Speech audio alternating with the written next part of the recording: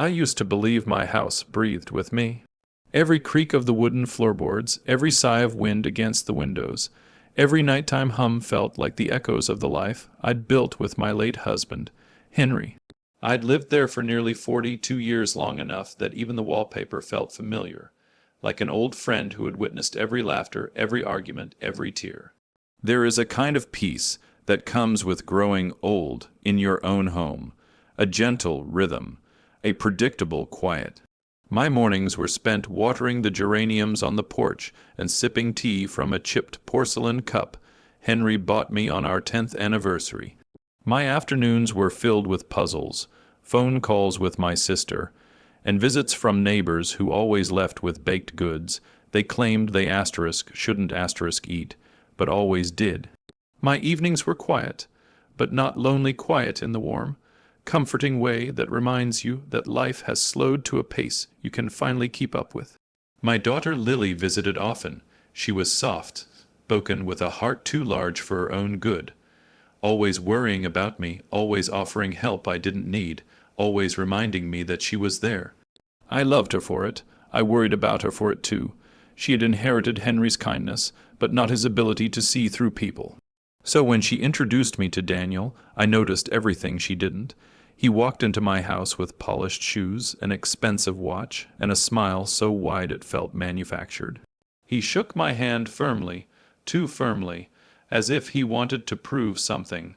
And while Lily looked at him like he had placed the stars in the sky, Daniel's eyes drifted not to the photos of our family lining the mantel, not to the framed sketches Lily drew as a child, but to the ornate grandfather clock in the corner, the glass cabinets, the antique chest. He took inventory. I noticed, but Lily, she saw nothing but charm. She saw a man who opened doors for her, remembered her favorite pastries, and whispered sweet words that made her blush at the dinner table. I stayed civil, I stayed warm, but a quiet worry settled in my chest like dust on a forgotten shelf. As the wedding plans grew, so did Daniel's presence in my home. He came around often, always with some excuse, just helping Lily organize guest lists. Thought I'd bring you some groceries. Wanted to check in, make sure everything's okay. But every visit came with questions, subtle ones at first. So, Mrs. Hale, do you live here alone? Do you have someone managing your finances? Is the house paid off? Lily laughed off my stiffness. He's just being friendly, she'd say. I would smile gently, but my heart would tighten. Then little things changed. Documents disappeared from my desk, only to reappear in slightly different stacks. Mail was opened before I saw it. Insurance forms were shuffled around. When I asked Lily if she had touched anything, she looked confused. No, she said. Why? But Daniel looked away too quickly. Something wasn't right. So I started writing things down.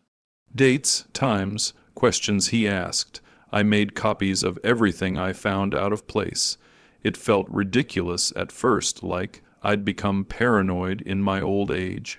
But something deep in my bones whispered caution. Then came the incident that confirmed my fears. Daniel brought me a stack of papers one evening. Routine home insurance updates, he claimed, smiling too broadly.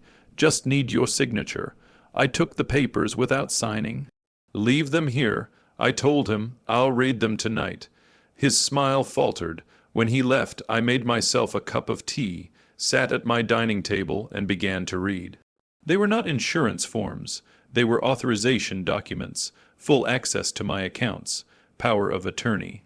Asset transfer clauses disguised in jargon. My blood ran cold. I didn't sleep that night. Instead, I made copies. I labeled everything, and the next morning I took a taxi to the police station. I told them everything. They listened. They asked for evidence. I gave them what I had. Continue documenting. The officer said, "Don't confront him yet. Let him think you don't know." So I returned home and pretended nothing was wrong. I smiled, I baked, I acted like the same sweet old lady he believed I was, but inside I was waiting, watching, gathering every thread of truth. Lily's wedding day arrived. She looked breathtaking. And despite my fears, I held her hands and whispered, "I'm proud of you." Because I was. She did not deserve what was lurking behind Daniel's smile. Everyone cheered when they kissed. Everyone toasted when he raised his glass. Everyone celebrated their future, but I saw it, the glint in his eyes, the calculation, the anticipation. And I knew then the storm was coming, but I was ready, more ready than he could ever imagine. The weeks after Lily's wedding were strangely quiet, almost as if the universe had paused to inhale before releasing something terrible. I prayed foolishly that my fears about Daniel were wrong, that the documents, the questions, the strange visits had been misunderstandings. That love might have softened him, but people like Daniel don't soften, they sharpen. He began visiting without Lily. At first, he used flimsy excuses. Lily's working late. Thought I'd stop by. I was in the neighborhood. I wanted to check the house's old wiring. Safety first. He was always smiling, always over-friendly, always stepping a little too far into rooms he had no business being in. His eyes scanned my belongings like a thief studying escape routes, and every time he came, another drawer looked disturbed. Another letter misplaced, another document slightly shifted, but I didn't confront him, not yet. I brewed tea for him. I acted pleased to see him. I pretended to be exactly what he hoped I was, an aging, gullible woman who trusted him. Underneath the politeness, I watched him like a hawk. One Thursday afternoon, Lily called me from work. Her voice was tired. "Mom, Daniel says he helped you sort through some old paperwork today. Did he do something strange?" I hesitated. "He did look through the attic boxes." I said vaguely, "Maybe he was just organizing." Silence crackled over the line. "I don't know," she said softly. Sometimes he's too involved." I wanted to warn her. I wanted to tell her everything, but the officer's advice echoed in my mind. Asterisk, asterisk. Don't confront him yet. Let him think you're unaware. Asterisk, asterisk. So I swallowed the truth. "Everything's fine, sweetheart." I lied. "Focus on work." That night, I placed another copy of my documents in my locked box, hidden under loose floorboards. I was careful. If Daniel wanted a game, I would be the quiet player he underestimated. Days passed. Then a week, and then the betrayal arrived dressed like a visitor. It was a warm afternoon. My roses were finally blooming, and I was trimming them when I heard a car door slam, 2 doors, actually. Sharp footsteps clicked down the path. Then the doorbell rang with an urgency that made my stomach twist. I wiped my hands on my apron and opened the door. There stood Daniel, dressed in an immaculate suit. Cologne too strong, a smug smirk curling his lips. Beside him stood a notary, stiff and uncomfortable. Daniel didn't even say hello. Instead, he lifted a stack of documents as if they were a trophy and announced, far too cheerfully, "Mrs. Hale, we just sold this house. Congratulations. Today we're taking you to a lovely assisted living facility. Everything's arranged." The world tilted slightly, not from shock, but from the sheer audacity. The notary cleared his throat. "Ma'am, I just need you to sign these final transfer confirmations." Daniel cut him off. "It's all done, just final signatures. Nothing to worry about." He pushed the clipboard toward me like I was a child. My heartbeat didn't quicken. My hands didn't tremble. I simply looked at him. "What did you say?" I asked calmly. Daniel rolled his eyes, as if asterisk were being dramatic. "We sold the house," he repeated slowly, patronizingly. "You're moving out today." Lily agreed it's for the best. Behind him, Lily stepped out of the car. Her face was pale. "Torn, ashamed, Mom," she whispered. "Please just listen," Daniel said. "It's for safety." For a moment, a small crack split my heart. Not for the house, for Lily, my sweet, trusting Lily caught in the net of this predator. But I didn't let the hurt reach my face. Instead, I smiled, a soft, polite, grandmotherly smile. "Oh, wonderful," I said sweetly. "Then before we go anywhere, let's stop at the police station." Daniel's expression froze. W, what? He stammered. Of course, I chirped. They're very interested in what I sent them about you. The notary blinked. Lily covered her mouth. Daniel's complexion drained to the color of old paper. What did you send them? He demanded, voice cracking.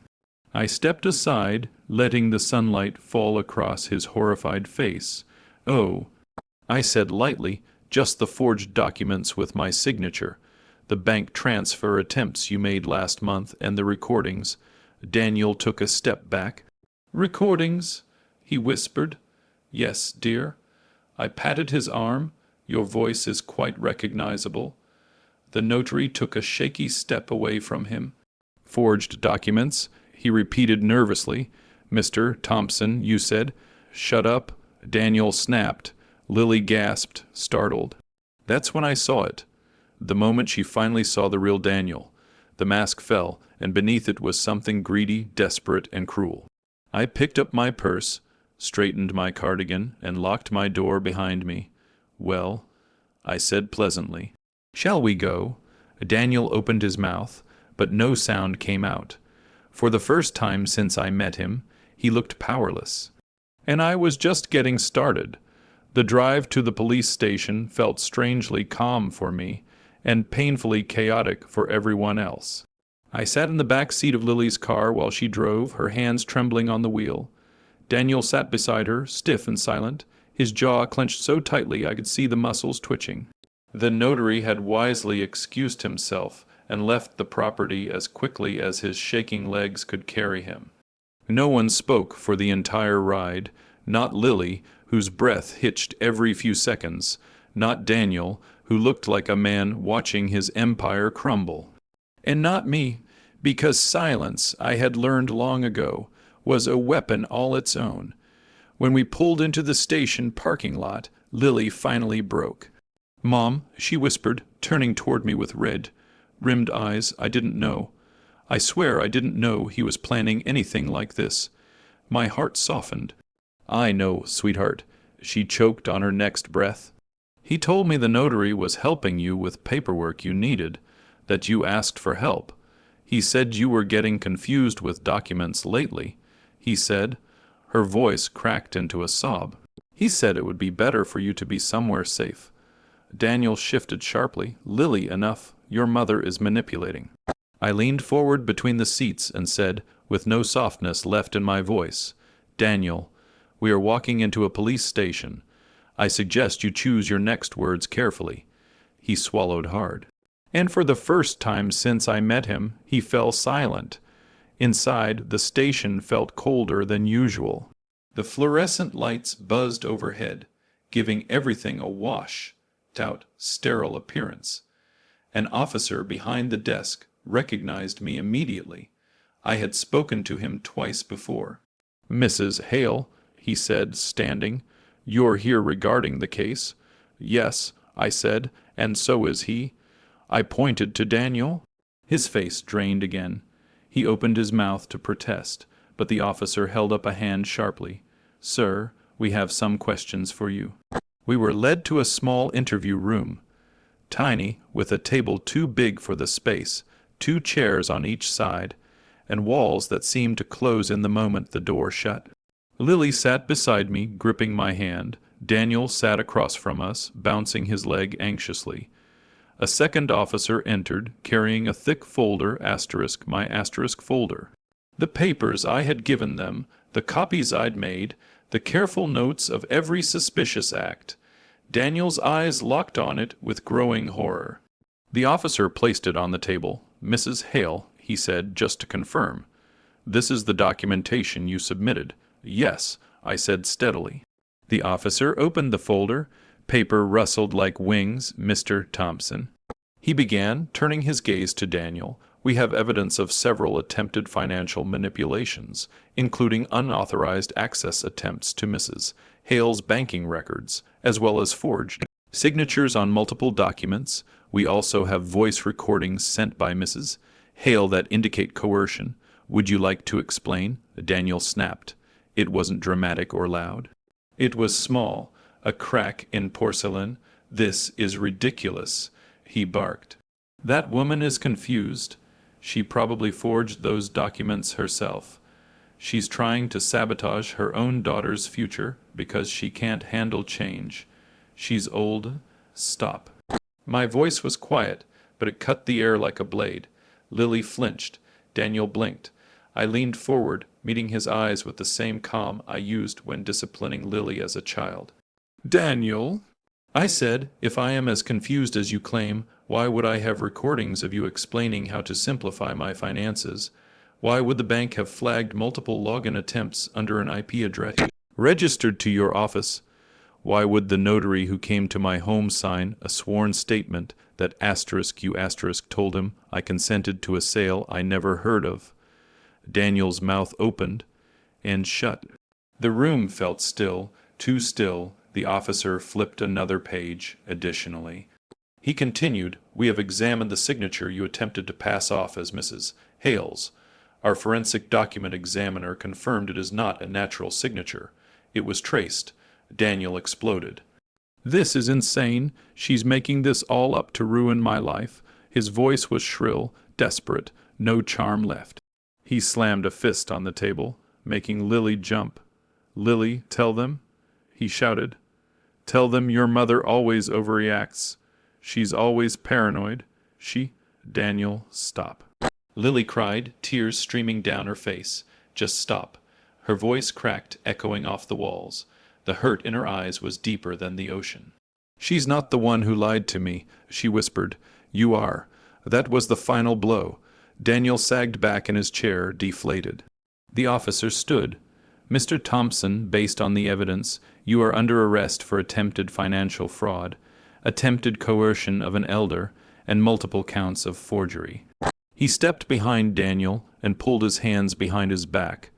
The click of the handcuffs was sharp, metallic, final. Lily sobbed quietly beside me.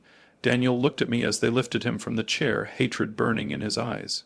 He spat. "You think you've won?" "No," I said, my voice soft but iron, strong. "I just refuse to lose."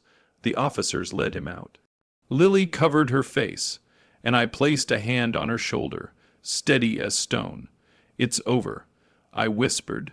"You're safe now," but in truth it wasn't just over. It was only the beginning of justice. The day Daniel was taken away in handcuffs, the world felt strangely quiet, like the air itself was holding its breath, unsure what to do with the sudden emptiness left by the chaos he had created. Lily and I left the police station slowly, our steps heavy with exhaustion. The late afternoon sun cast long shadows across the parking lot, stretching ahead of us like the long path we still had to walk to heal. But there was relief too, a deep, bone-level exhale. When we reached the car, Lily turned to me, her face puffy from crying, her eyes raw but clearer than I'd seen them in months. "Mom," she whispered, "I'm so sorry. I should have seen it." I placed both hands on her cheeks, the way I used to when she was small enough to sit in my lap. "No," I said softly but firmly. "He hid it well. Manipulators always do. You trusted him because you're kind. There is no shame in that." She cried again quietly this time, and leaned into my shoulder. I let her. For the first time in months, I felt like I had my daughter back. The next few weeks were a blur of paperwork and hearings. There were statements to give, documents to submit, and long visits with my lawyer. But unlike the shadows that had crept into my home before, these tasks felt like climbing out of darkness, not sinking deeper into it. Daniel tried everything. From jail, he filed motions claiming I was mentally incompetent. He accused me of fabricating evidence. He accused Lily of conspiring with me. He even attempted to get his family to intervene on his behalf. But every attempt was crushed under the weight of the documents, the recordings, and the notary's formal statement, who quickly distanced himself once he realized he had been dragged into a crime. The judge was not impressed with Daniel, not with his excuses, not with his bluster, and certainly not with his transparent lies. In one hearing, the judge looked at him over her glasses and said, Mr. Thompson, it is my professional opinion that the only confused party here is you, because you seem to believe you can deceive this entire courtroom. I almost smiled, almost. Meanwhile, life at home slowly returned to its old rhythm, though it would never be quite the same. Lily asked to stay with me for a while. She claimed it was to help out, but I knew she needed healing. She moved into her old room, and every morning I could hear her opening the curtains, letting sunlight flood into the space she once filled with teenage dreams. We cooked dinner together, something we hadn't done in years. We talked late into the night. We painted the kitchen cabinets a soft sage green because she said it felt like peaceful beginnings. I saw guilt flicker across her face sometimes, a shadow that clung stubbornly no matter how often I reassured her. But I also saw strength growing in her, the kind of strength pain gives you when it doesn't break you. One evening, while we shared a pot of chamomile tea, she finally asked, "Mom, how did you know? How did you see what I didn't?" I thought for a moment, staring at the steam rising from my cup. "Because I'm older," I said, "and age teaches you to recognize hunger." She frowned. "Hunger? Yes. The kind people get in their eyes when they want something that isn't theirs." Then I looked at her. "You never had that hunger. You were too busy loving." Her eyes softened, and she reached for my hand.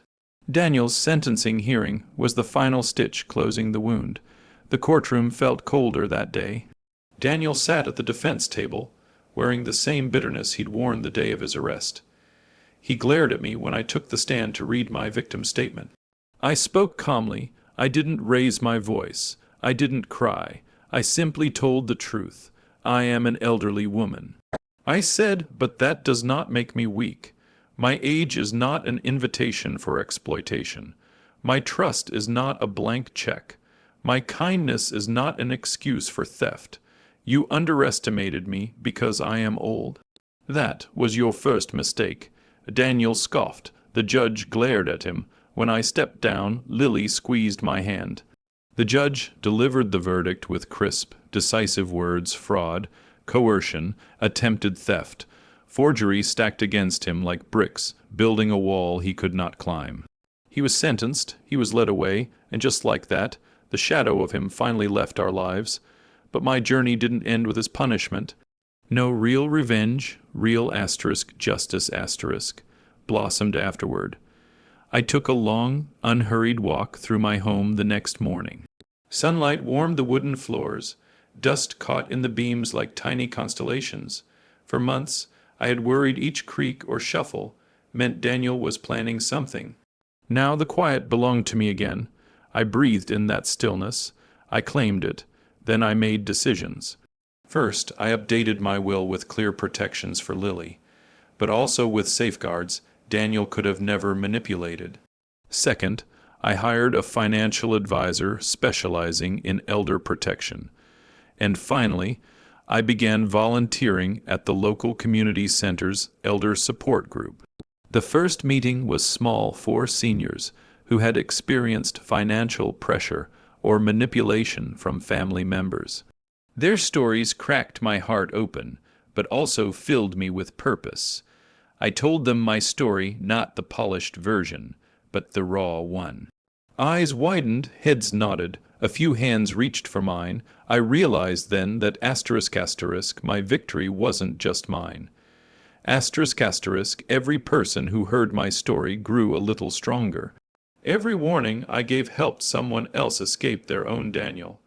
Every tear someone shed in relief was worth more than any revenge could ever offer. One warm spring morning, Lily and I planted new flowers in the garden: lavender, daisies, rosemary. As we worked, I felt peace settle over me like a soft shawl. "Mom," Lily said quietly, pressing soil around a small rosemary plant. "Do you feel better now, after everything?" I looked around my garden, at the sunlight warming the petals, at the home that was still mine, at my daughter, free at last, and I nodded, "I do," because I didn't let him decide the ending. She smiled, small but real. Neither of us spoke after that. We didn't need to. I stood up slowly, brushed dirt off my hands, breathed in the scent of lavender, and thought, I am not done living. Not by a long shot. And for the first time in a long time, I felt not only safe but powerful.